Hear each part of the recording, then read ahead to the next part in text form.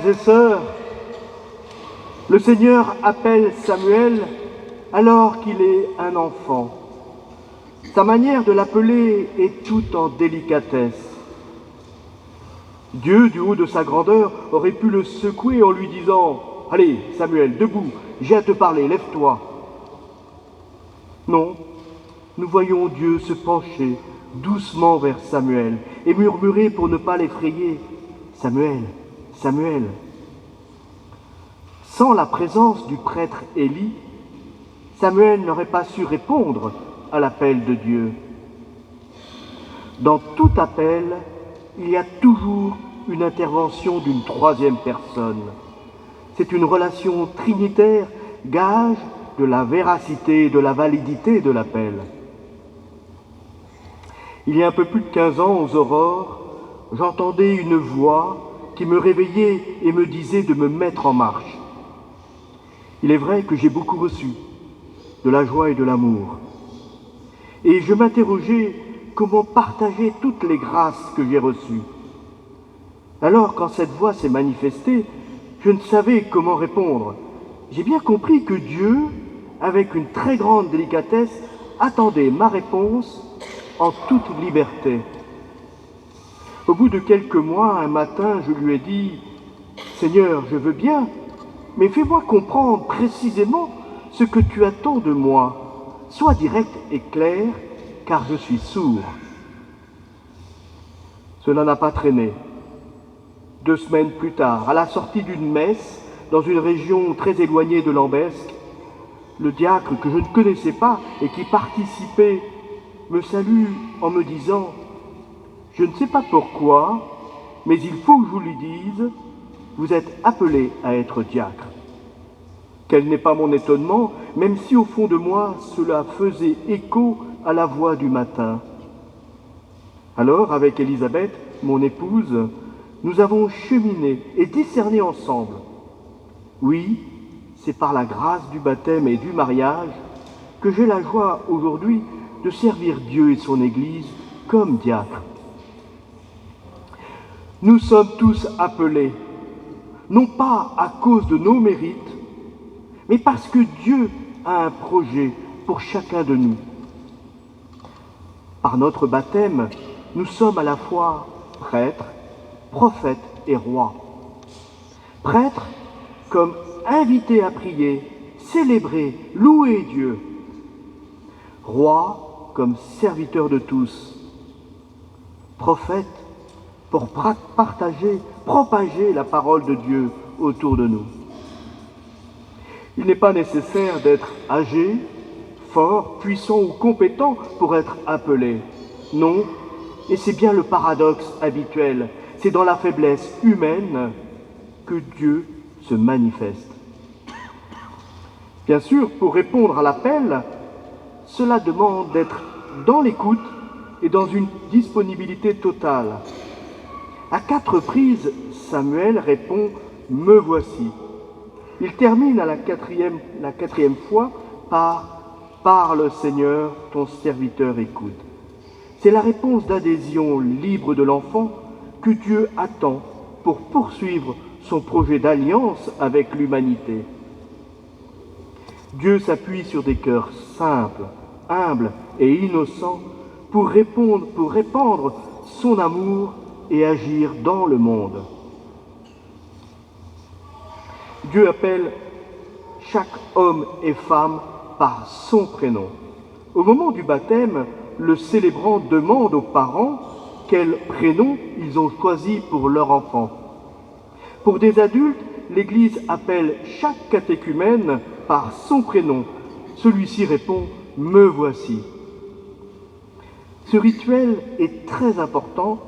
Chaque personne est unique et le fait d'appeler chacun par son prénom donne un caractère intime, familier.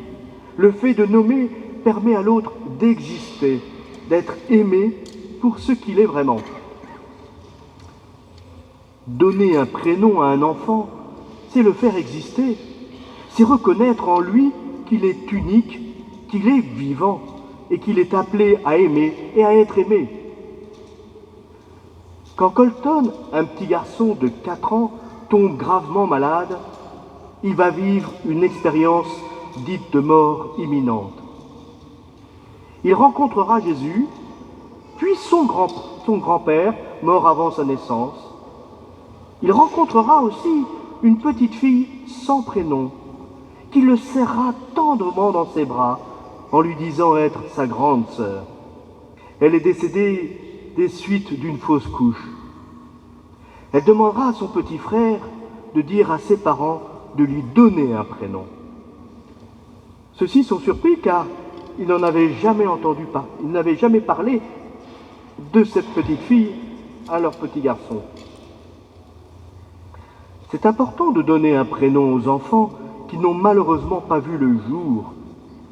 Ils sont présents dans le royaume du Père et ils regardent leurs parents avec les yeux du Christ pleins de miséricorde et d'amour. Le regard que Jean le Baptiste pose sur Jésus montre toute l'attention et le respect qu'il lui porte.